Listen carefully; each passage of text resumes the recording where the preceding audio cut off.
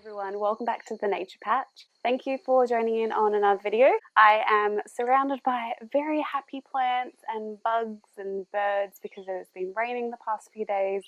We've had well over 150 mil within the last 5 days, so everything is looking nice and green and the birds are very chatty on this Sunday morning, which is nice to see. Today's video is going to be a quick video showing you how I do in-ground composting and how you can compost in small spaces. I've been composting for quite a few years now, whether that be with a worm farm or with an open compost system or a closed compost system, and I pretty much have them littered all over the garden to do their respective work in different ways. One of the ways I really like composting is in-ground composting, where I can put my food scraps and any waste into a smaller container with holes on the bottom, and then I can put it into smaller areas which don't need a massive big compost on top of them, but might need a little extra help here and there.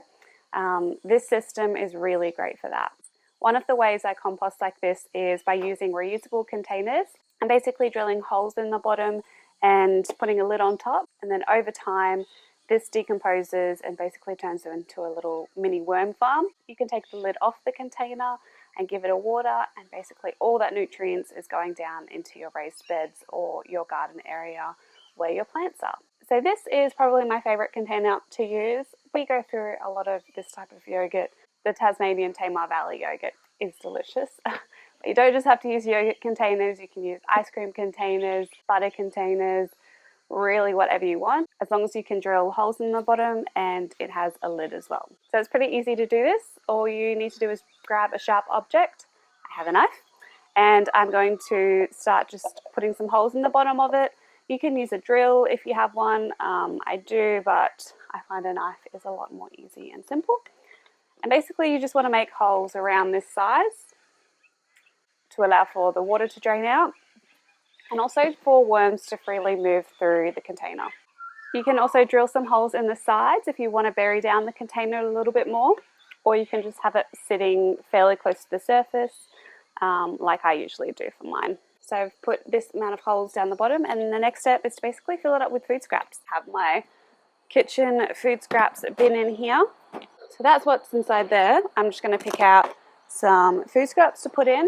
You can pretty much put whatever you like in this. I don't discriminate with my food scraps. I put oranges and onions and whatever in here because I just let this sit for so long that they usually do decompose over time. So far I've got some carrot scraps, snow peas, pawpaw, egg.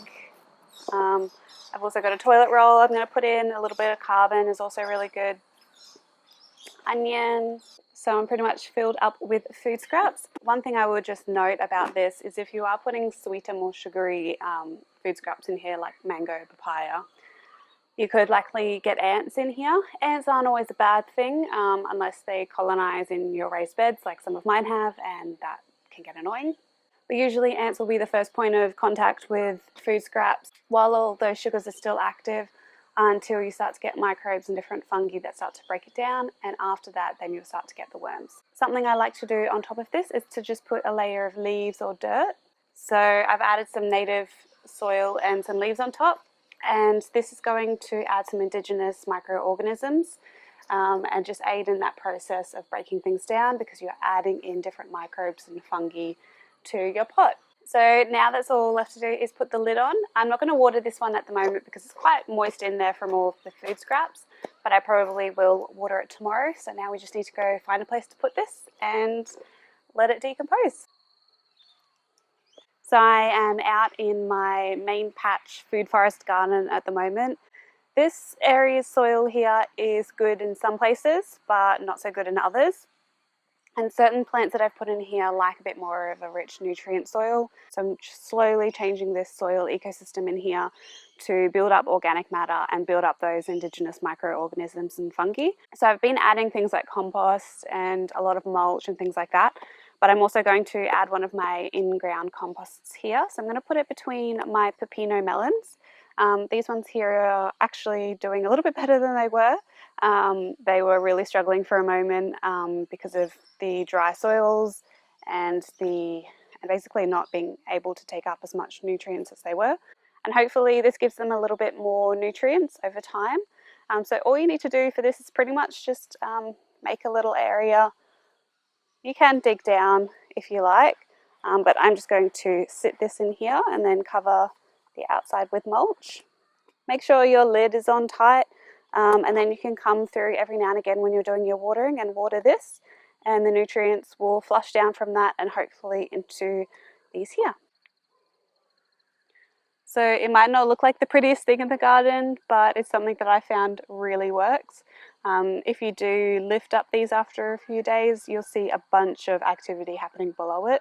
Lots of little microbes moving around and other larger insects eating those microbes and feeding on the different fungi. So this should basically be a hub of activity beneath this yogurt pot. So that was just one way on how you can do in-ground composting. I find this really effective for smaller spaces. I wish I would have started doing this when I lived in an apartment. Of course, you can get nicer buckets. You don't have to use yogurt containers, but I like to recycle as much as I can and reduce my waste. So I may as well use something that was otherwise going to the dump or getting recycled into making some kind of other plastic. I can give this one a second home and hopefully it can feed my plants. So I really hope you enjoyed this video. Please let me know if you would like more videos on this, and if you've tried this method before, I would highly recommend it. It has worked wonders for my garden, so I hope it does for yours too. Please make sure to like and subscribe if you want to see more videos like this, and follow me over at Instagram at The Nature Patch, where I pretty much post like daily updates on the garden and what I'm getting up to that day. So thanks so much for watching again, and until my next video, happy gardening. Bye.